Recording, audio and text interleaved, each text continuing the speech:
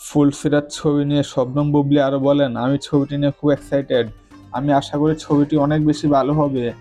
যারা ছবিতে চুক্তিবদ্ধ হচ্ছেন প্রত্যেকেই থিয়েটার করেন, আর ছোট পর্দার এবং যারা থিয়েটার করেন তারা যারা মিডিয়াতে আসছেন, বড় পর্দায় আসছেন, প্রত্যেকেই অনেক প্রতিভাবান সম্পন্ন। তাদের সাথে কাজ করলে অনেক কিছুই অভিজ্ঞতা হয়। আমি তাদের থেকে অনেক কিছুই শিখতে পারি। আমার মনে হয় সবচাইতে নামি দামি গুণী আর্টিস্ট থিয়েটার থেকেই আসে।